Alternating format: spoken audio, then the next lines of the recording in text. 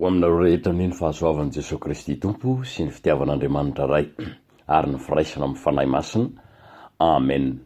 Miarabantsika rehetra ry havana nahatratra ity alahady fa 7 ny volana Marsa 2024 ity. Miverena amin'ny Tompo Andriamanitrao. Amin'izao alahady fa 5 amin'izao dia ny liturjia endriny fahatelo no ionantsika amin'Andriamanitra tsy toa. Ankehitriny ary ndeha hiaraka iombona hideran'Andriamanitra isika rehetra amin'ny salamo fiderana. Salamo 8:30 ny 4 ka hatramin'ny 9. Amin'ny anaran'i Jesosy Tompo ny ombonantsika hoe: Jehova o, hideranao ny mpanjaka rehetra amin'ny tany, fa andre ny tenin'ny vavanao izy. Eny, ihirany amin'ny lalàn'i Jehova izy. Fa lehibe ny voninahitra Jehova, fa na diavo aza Jehova dia mijery ny ambany toetra, ary ny mpiavonavina fantany ny lavitra eny. Na dia andeha eo amin'ny tanin'ny fahoriana azaho, dia namelona ianao, nintsitra ny tananao, hanohitra ny fahatezeran'ny fahavaloko ianao, ary abonjy ahy ny tananao ankavanana. Jehova no ahatanteraka ny amiko. Jehova o, mandrakizay ny famindramponao, aza mahafoy ny asan'ny tananao. Amen. Hira FFPM 412 ny 1 sy ny 2 ary ny 3.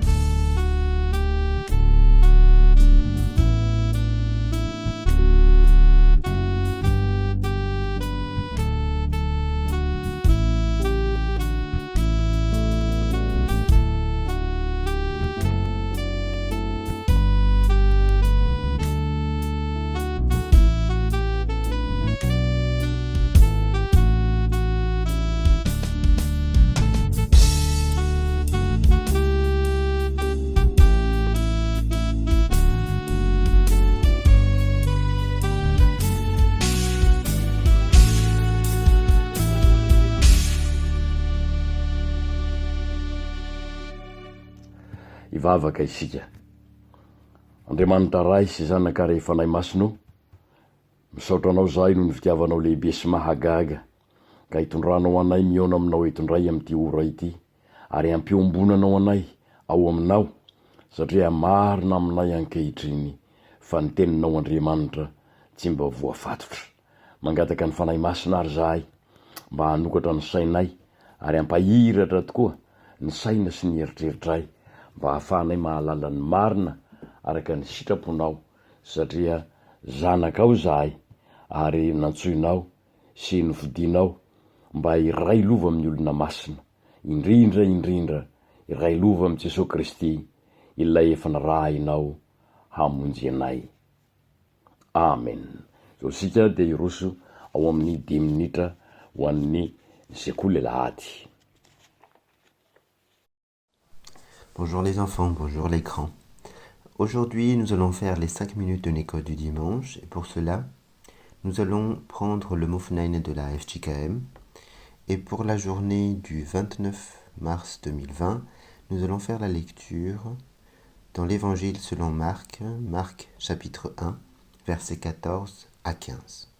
Je vais le lire au nom de Jésus. Après que Jean eut été livré, Jésus alla dans la Galilée, prêchant l'évangile de Dieu. Il disait : Le temps est accompli, et le royaume de Dieu est proche. Repentez-vous et croyez en la bonne nouvelle. Amen. Cette lecture nous montre qu'il faut d'abord profiter de ce confinement et de la situation que nous vivons pour pouvoir prendre le temps de lire la Bible, penser au sens de ce que nous vivons et de ce que nous pouvons faire, premièrement pour nous, mais aussi pour les autres. La lecture nous dit que le royaume de Dieu est proche et qu'il faut se repentir. En effet, cette période de silence, de recueil et de réflexion nous permet d'arrêter la course de la vie et d'être au contact de nos proches et être de ce fait plus proche de Dieu et donc plus proche du royaume de Dieu. Utilisons le temps qui nous est donné pour être ensemble, pour pouvoir partager, faire des lectures communes et faire aussi un culte familial. Ainsi donc, pour ces 5 minutes de l'école du dimanche, les Saintes Écritures et la parole de Dieu nous invitent à nous rendre compte que le royaume de Dieu est proche, qu'il faut se repentir et ainsi croire en la bonne nouvelle, car nous sommes tous sauvés. Je vous invite donc à profiter du moment que nous sommes tous ensemble en famille pour pouvoir partager. Prions. Merci Seigneur de nous accorder toujours ce moment pour être en communion avec toi, pour pouvoir entendre ta parole et sortir les leçons que nous pouvons appliquer dans ce que nous vivons actuellement et pour le reste de notre vie. Nous faisons une prière particulière pour tous les malades. Guéris-les Seigneur, et une prière aussi pour le personnel soignant. Donne-leur le courage, la santé surtout, et la foi pour pouvoir mener à bien leurs tâches. Enfin, nous te demandons, Seigneur, pour chaque paroissien de la FJKM Genève Paris, d'être son seul salut et d'être le seul pilier sur lequel il se fonde pour pouvoir mener à bien leur mission d'évangile et leur mission quel que soit leur travail. Chacun a ses peurs, Seigneur, et ses projets. Nous te demandons au nom de Jésus de nous donner chacun la foi pour garder cet espoir et garder la foi en tout ce que tu nous donnes. Merci pour tout, Seigneur. Au nom de Jésus. Amen.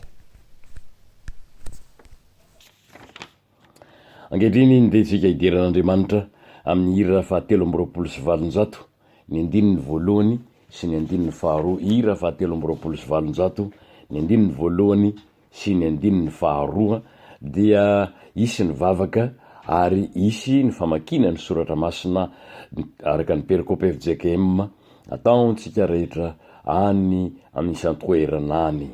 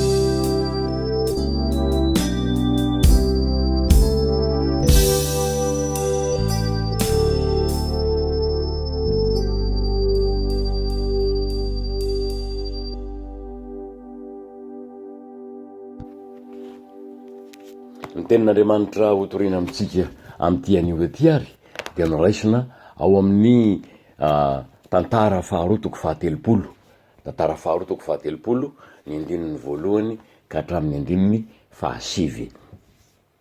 Ovakeko indray maka amin'ny anaran'i Jesosy Kristy zany mba hazotsika misintona ny afatra omen'Andriamanitra atsika ho aminy. Amin'ny anaran'ny Tompo. Ary Ezekia naniraka tany amin'ny Israely sy ny Joda rehetra ka nanoratra taratasy ho amin'ny Efraima sy Manase koa mba hankanesany any an-tranon'i Jehova any Jerosalema, hitandrina ny Paska ho an'i Jehova Andriamanitry ny Israely.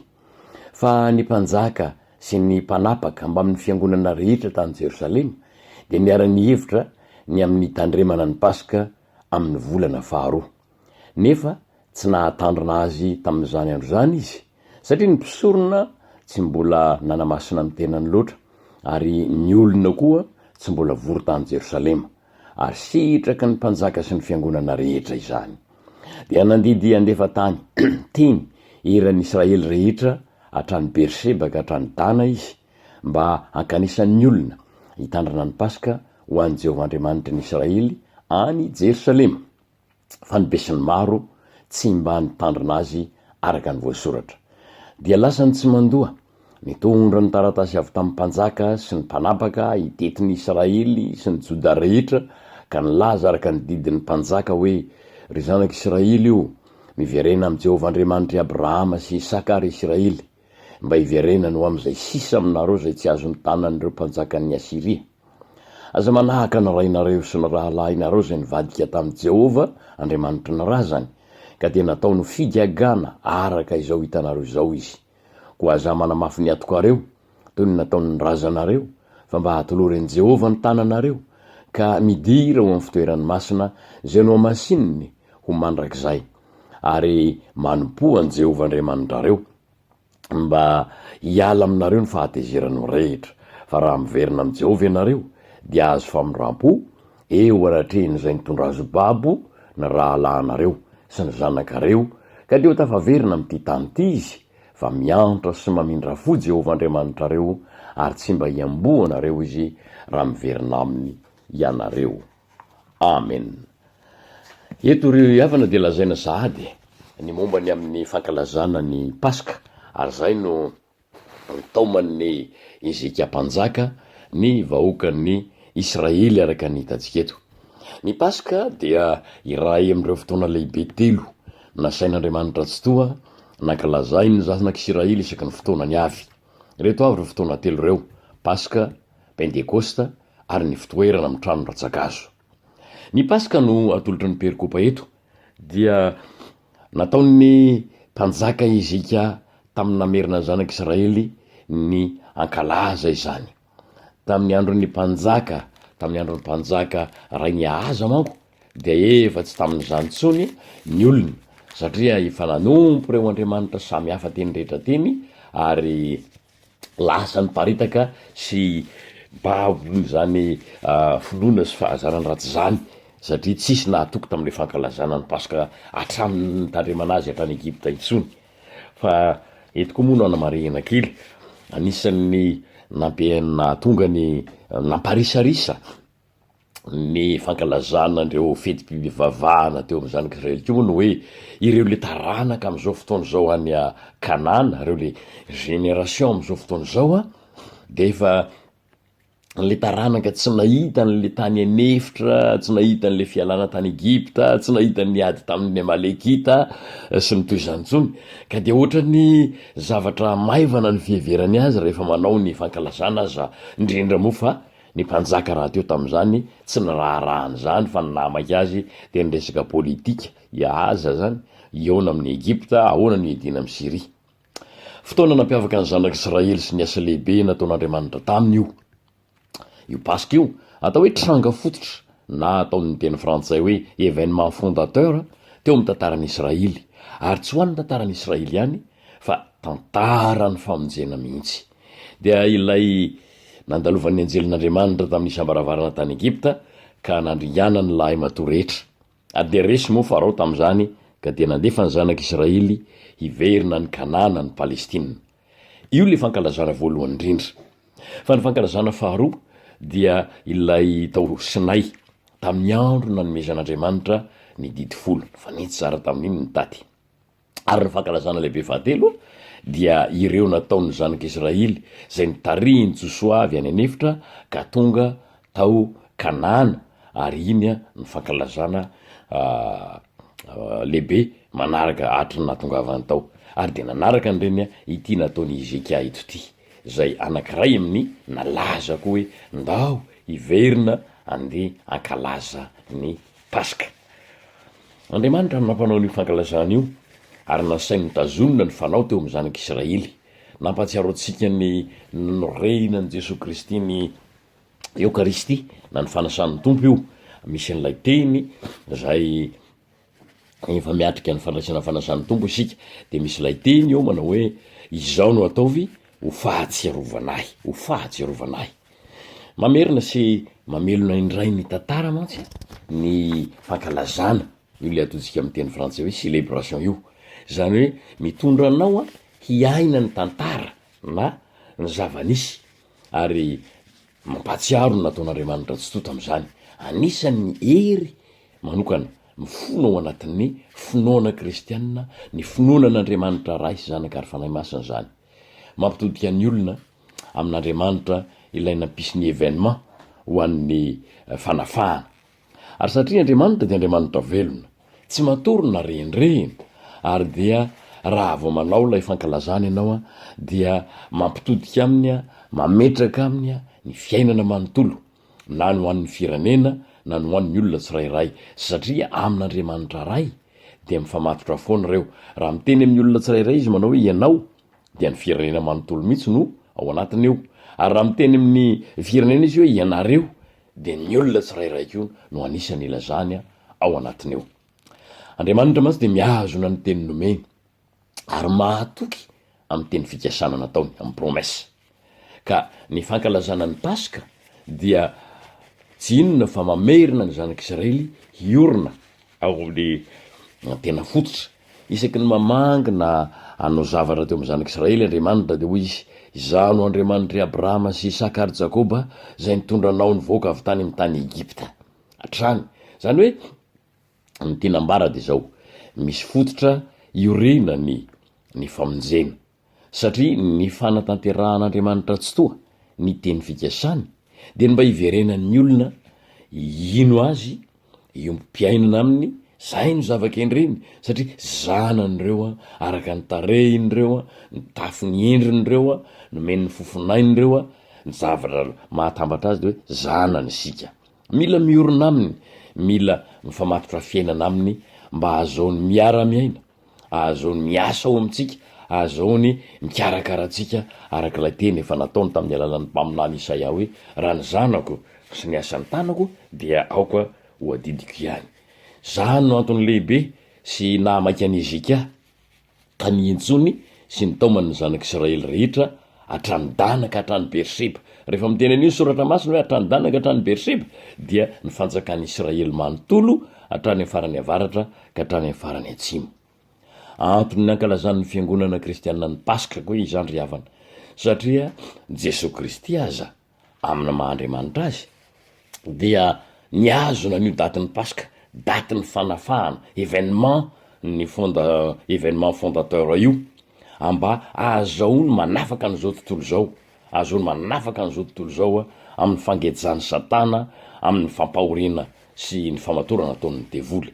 Ary zay no mahatonga ny apôstôly Paoly teny hoe fa voavony Kristy Paska ho antsika, zany hoe ny fahafatesan'ny Kristy ny fanafahana sy famonjena antsika, ka mampitodika antsika mihitsy zany atsiarovan'ny fiangonana ihany koa ny Paska ho antsika fanafahana antsika, fa ao aminy ny Paska vaovao, ny fanafahana vaovao. Amty Paska 2024 moa zany, amty zany sika zao dia azo antoka fa mbola marobe ireo firenena misy kristianina tsy ho afaka ankalazan'ny Paska any am-piangonana, ary mampandiny teny io ry havana, mampandiny tena tokoa zany. De tonga avokoa ny karazam-panontaniana rehetra fa nahoana, inona no antony, maninona ny toy izao na toy izany, raha tena miasa Andriamanitra nahoana ny tohitsy, fa ny zavatra misy de zao voarara isika, voarara isika. Asan'Andriamanitra zany, izy mihitsy ny tena mila n'ilay fankalazany, nefa nampiarany zany, asany zany, tafiditra ao amin'ny programany zany. Fa inona zany zao no andrasan'Andriamanitra amintsika am'izao androny karimy zao? Tsy inona akory fa nitodiantsika aminy, ialantsika amin'ny finoana ao anaty fahazarana be fotsiny, ka azotsika tena manatona amin'ny finoana any Kristy, tena ifandray aminy tahaka ny finoana lay lehilahy jamba, ka nasiany Jesosy Kristy fotaka ny masony de ny raha ny andehanasany masony any amin'ny dobon'ny Siloama, ary dia sitrana sy nahiratra tokoa lay lehilahy. Mbola manana zany fahefana hamonjy zany, mampahiratra ny masony jamba, manafaka ny ampongoriny zany Jesosy Kristy ry havana. Fa tsy mba olona izy ka handainga na zanak'olombelona ka hanenina, hoy Samuel voalohany 2:7-7 matsin'ny Jehovah Andriamanitra. Ary ao amin'ny Timoty 2:2-7 ny amafisiny ny apôstôly Paoly ka ataony hoe fa na de tsy mahatoky azy sika, dia mbola mahatoky ihany izy fa tsy mahazo mandany tenany. Ito ary miendriky ny famindrapon'Andriamanitra ampanantenan'ny Ezika ny zanak'Israely, teny hoe fa raha miverina amin'ny Jehovah ianareo dia azo famindrampo eo aminareo zay mitondra ny rahalahanareo sy ny zanakareo babo, ka ho tafaverina n'ity tany ty ianareo, fa miantra sy mamindra fo ny tompo Andriamanitrareo. Ny fisehoan'ny famindrampon'Andriamanitra eto mantsy dia ny faneken'ireo fahavalo na azo babo ny zanak'Israely, ireo rahalahiny sy ny zanany dia ny tany Asiria zany, ary zany ny problemandry zareo ireo nangeja azy tamin'izany. Fa ny famindrampon'Andriamanitra iriny sy ilanan'ito ary nampatsihiviny Ezika eto zany de tsy lafy ny ara-panahy ihany akory, fa tena momba ny fiainany sy ny fahafahany eo anatrehan'ny fambabon'ny Asirianazy. Samy manana ny zavatra sarotra sy ny olam-piainany eo amin'ny avy isika ry havana. Ny zavatra pahatsiahivana dia zao, ny famindrampon'Andriamanitra angatantsika io dia ilay asa ataon'Andriamanitra ampitiavana amin'ny zanany ao amin'ny lafiny rehetra. Io le asa ampitiavana ataon'ny zanany ao amin'ny lafiny rehetra. Ary reny no ampiasain'ny Satana, reny fiainany andavanandro amatorany, tsy ahitana ny heriny zany hoe tena finoanan'ny Kristy. Tsarovo ry havana fa tena fahafahana amin'ny endriny samihafa tandrify antsika no mbola ataon'i Jesosy Kristy, fanafahana amin'ny lafiny materiel, amin'ny fahasalamana, amin'ny sosialy, amin'ny vola, amin'ny asa. Averiny amintsika eto ndray lay teny nataon'i Jesosy tamin'ny Marta anabaviny lazarosy hoe raha mino ianao dia ho hitanao ny voninahitr'Andriamanitra.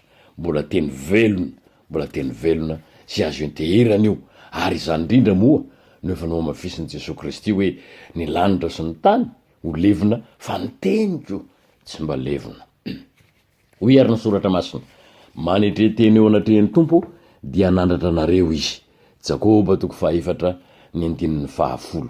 Anandratra anareo izy, ampijoro anareo izy, anaisotra anareo am'izay toerana heverinareo fa mangejana miazona namarisy anareo izy, satria ny fotorotoro sy mangorakoraka tsy mba ataon'Andriamanitra tsinotsinona. Andrasan'i Jesosy Kristy amintsika zany, ary tena mampangitahita azy faratra tokoa, tahaky ny hitahita sy ny fiandrasan'ilay ray, ny fiverenan'ilay zanany avy nanaram-po sy nanao adalàna nantany ny fananany. Hoy ny fanamby, misy toko fampanantenana nataon'ny Kristy aminao anio. Va avy ny andro, ady tonga ankehitriny raha ny tena mpivavaka no hivavaka amiray amin'ny fanahy sy ny fahamarinana, fa ny ray koa mitady ny mpivavaka aminy ho tahaka izany. Jaonina 4:9-20. Tena izy Tompo mihitsy no mitady ny olona hitady azy ho tahaka izany. De mamerina amintsika ny antsoavy maika indray Isaia mpaminany, mamerina amintsika ny antsoavy indray Isaia mpaminany, na dia onatreny toe-javatra misy antsika ankehitriny aza, ka miteny hoe mitadiavan'i Jehova dia ny mbola hita izy, miantsoa azy dia ny mbola akaiky izy. Aoka ny ratsy fanahy ahafoy ny lalany, ary ny tsy marina ahafoy ny heviny, ary aoka hiverina ho amin'ny Tompo reny, fa hamindra fo aminy izy, ho amin'Andriamanitsika, fa hamela heloka dia hamela heloka tokoa izy, araka ny voalazan'ny Isaia mpaminany 10:20. Miandry anao ary Jesosy Kristy Tompo ry havana, miandry anao izy mba handrotonanao azy amin'ny finoana tahaka ny hitadiavan'ny zanak'Israely ny fankalazana ny Paska, ka iandrasan'ny famindrampon'Andriamanitra mba hisehoany zany amin'ny lafiny hita maso sy amin'ny lafiny azo tsapahitanana mihitsy eo amin'ny fiainany andavanandro. Ho an'Andriamanitra ireriny ny voninahitra. Amen.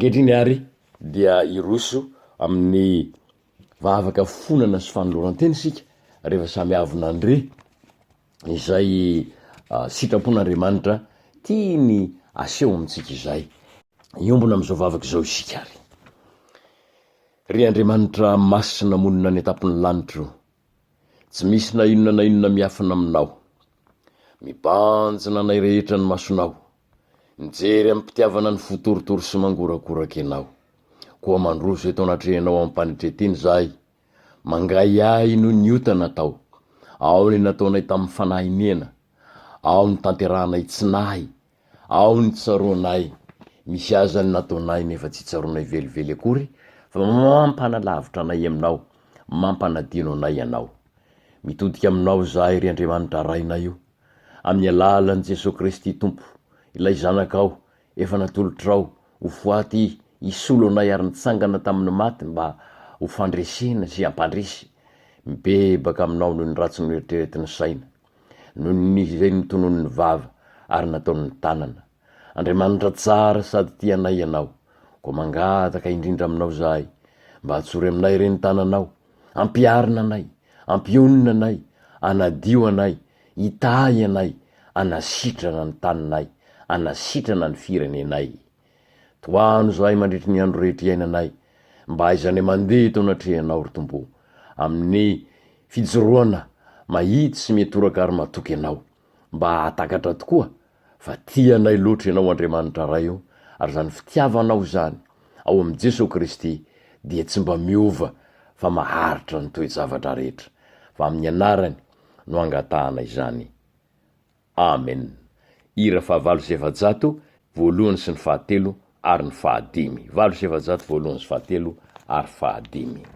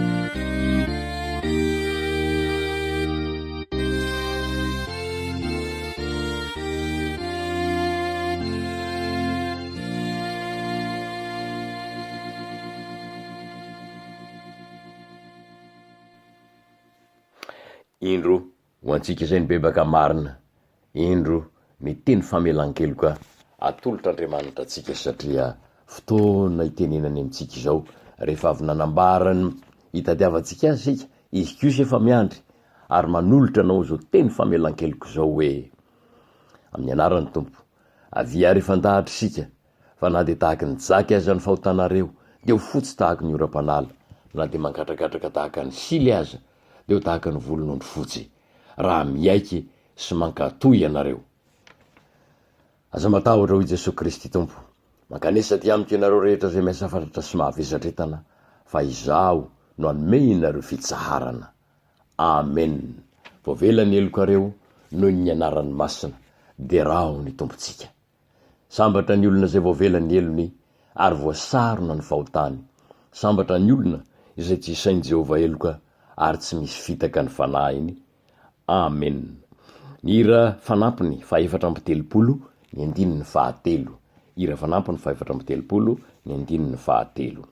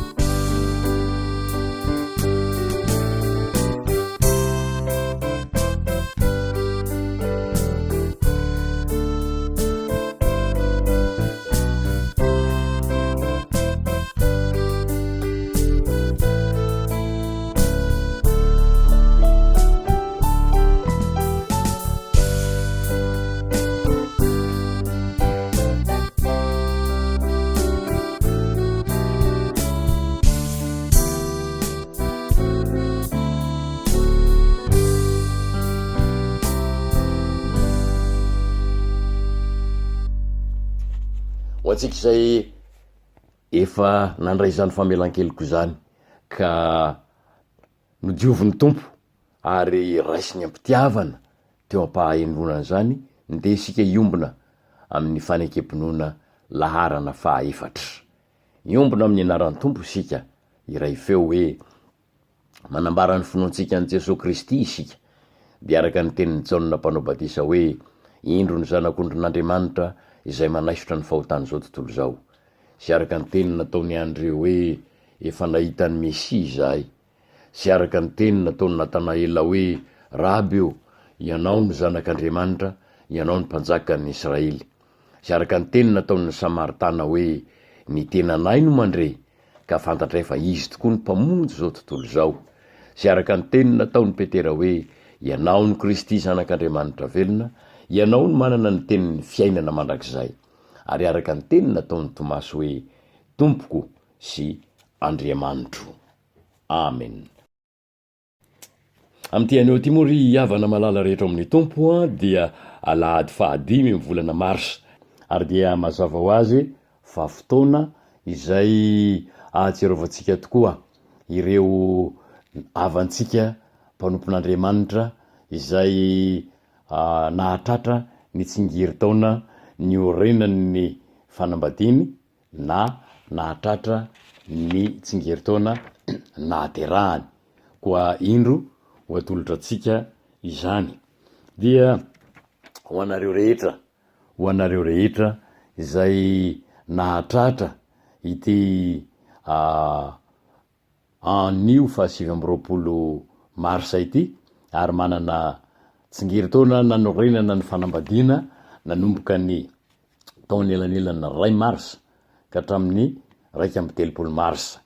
Dia hoy ny Tompo aminao araka izay voasoratra ao amin'ny Isaia 4:7 ny andininy 4. Io ny voatolotra ho anareo ry havana. Isaia 4:7 ny andininy 4. Amin'ny anaran'ny Tompo, na de mandra-pahantotrareo aza de tsy miova aho ary mandra-pahafotsy ny volonareo de zaho ihany no isahirana mitondra anareo. Izaho no nanao ka izaho ihany no itrotro, eny izaho no itondra sy hanafaka. Amen. Zava-dehibe zany ry havana omena antsika fa dia arabaky teniny hoe aina ny fetra fa naroviana io moa de ataony hoe na de mandra-pahantotrareo de tsy miova aho. Andriamanitra tsy miova, Andriamanitra tsy mba mety sasatra, Andriamanitra tsy mba mety kivy.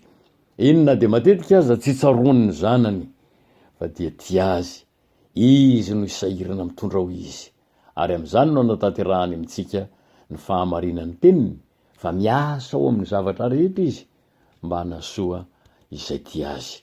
Ary zany de satria izy tsy niterena, tsy nivozonana fa sitrapony no nahary antsika, sitrapony no nampiorina sy nanorina ny fanambadiana ka dia iombona antsika satria fanatanterahana ny teniny zany. Andriamanitra tsy tohany omba nareo ary dia ahalava andro mateza tokoa mandra-pahafaty ny faharetan'ny fanambadianareo. Fa etsy an-daniny kio zany ity ndraiky kosa dia ho anareo rehetra izay nahatratra ny tsingeritaona nahaterahana zay anaovan'ny tompo fanamby, dia miraba anareo rehetra ary nahatratra ny tian'io. Hoy le fomba fitenitsika rehefa any am-piangonana hoe heureux anniversaire sa joyeux anniversaire, fa de zava-dehibe ny ombonantsika rehetra mifampatsiaro anareo rehetra ny tokantrano any zay nahatratra ny tsingeritaona nahaterahana ihany koa. Zao no lazainy ny tompo aminareo amin'ny Isaia 4:50 andinin'ny 10. Isaia 4:50 fa na dia hifindra aza ny tendrombohitra ary na dia hietsika aza ny avoana, tsy mba hiala aminao ny famoram-poko ary tsy hitsoaka ny faneken'ny fihavanako. Amen. Fotoana tena mampifindra tendrombohitra, mampizongozona ny tendrombohitra zao ry havana. Fotoana mampietsiketsika mba amin'ny avoana aza ka mahatonga antsika ho fanina eo anatrehan'ny toe-javatra hoe aiza ianao Andriamanitra amin'ny fotoana tahaka zao, kanefa eo indrindra no ampaherezany antsika, eo no ampaherezany anareo. Fa tahaka ny nahatongavanareo tetỳ amin'izao tontolo zao, araka ny heviny no hitahinareo ihany koa ka tsy ampialany ny famondrampony amintsika ary tsy hanatsoahany ny faneken'ny fihavanany amintsika. Mety ho adinontsika zany ndraindray, mety tsy tsarontsika zany ndraindray, fa tsy miala amin'ny teniny akory Andriamanitra. Ary naroviana dia tany io teniny eo fa omeny antsika indray zany ambara-pahatapitry ty taona hitsingerenany manaraka indray. Ho an'Andriamanitra ny eny voninahitra. Ny hira fanampiny fahatelo, Jesosy vaty fehizoro ny andininy 1:2 zao no ataotsika alohan'ny vavaka.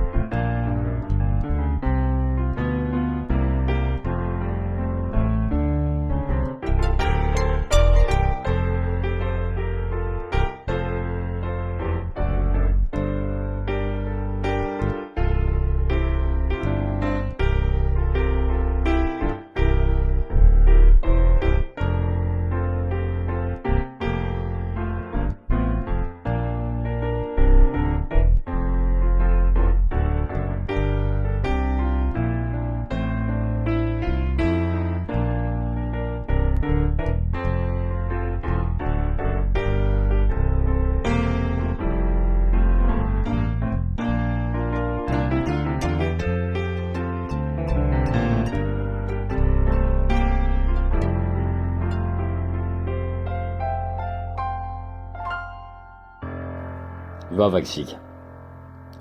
Andriamanitra ray sy zanaka ary fanahy masino, na dia tsy mifankahita tava tokoa amin'ireo havanay na nanory tokantrano na ireo nahatratra ny tsingerin-taona nahaterahana aza izahay amin'ity ora ity, dia fantatray kosa fa ianao tsy mba Andriamanitra lavitra fa Andriamanitra akaiky. Eo ambany masonao daholo izahay rehetra, ary tsy misy miafina eo anatrehanao ny ataonay rehetra. Koa mivavaka izahay ho an'ireo mpanomponao ireo, mba ho tahinao ka ampiaranao ny teninao, fa Andriamanitra tsy mba miova amin'ny teny nataonao ianao. Andriamanitra tsy mba miala amin'ny fanekena ny fanaovanao taminao ianao. Efa niainan'ny olona maro zany Jesosy Kristy, na dia misy vanim-potoana aza fa tsy tsaron'ny olona tsony ny ataka sy ny teny nataony teo aminao, dia tsy manatsoaka mihitsy ny fanekena nataonao taminy ianao. Tehirizo ireo indrindra amin'izao vanim-potoana misy anay izao. Mivavaka ho azy ireo izahay, na ny isan'ny tokantrano na ny isan'olona. Ry Jesosy Kristy Tompo, te hiantso anao izahay ary miangavy anao ndray mba hampiaranao amin'izy ireo. Lay teninao mamina indrindra hoe, za ny mpiandry tsara, fantatro ny asa sady fantany aho. Ny mpiandry tsara ho ianao manolotra ny ainy hamonjy ny ondry. Ary dia izay tokoa no irinay sy angatahanay ho tanterahanao amin'ireo zanakao ireo ry Tompo, mba ho voninahitra ao aneny fiainany, ary dia hahatratra sy faly hatrany amin'ny fitsingerenan'ny taonany ho avy rehetra izy. Amin'ny anaranao Jesosy Kristy Tompo no ametrahanay izany vavaka izany. Amen. Zao tsika dia indroso anao ny hira fanampiny 410, ary ao anatin'izany no anolorantsika ny rakitra. Hira fanampiny 410 dia ho atolotritsika ny Tompo ny any azontsika atao mba hoety mampandroso ny fiangonana sy ny asan'Andriamanitra, satria ny rakitra moa dia anisan'ny singa elema mahalitorjia ny litorjia mba hafenon'izany fiaonana amin'Andriamanitra izany.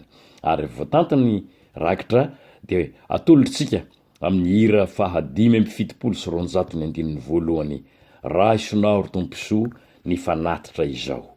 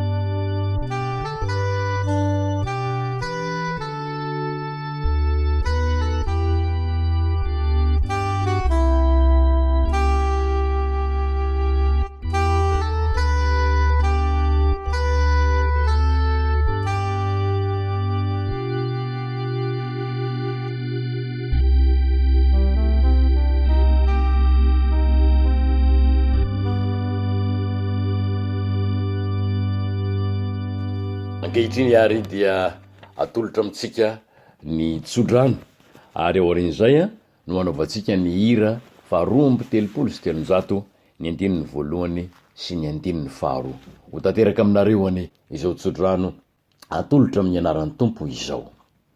Ny fiadanan'Andriamanitra zay mihoatra noho ny fahalalana rehetrany iaro ny fonareo sy ny hevitrareo ao amin'ny fahalalana sy ny fitiavana an'Andriamanitra sy Jesosy Kristy zanany tompontsika. Andriamanitra ny ahatanteraka izay rehetra tokony ho anareo araky ny hareny amin'ny voninahitra ao amin'ny Kristy Jesosy. Amen.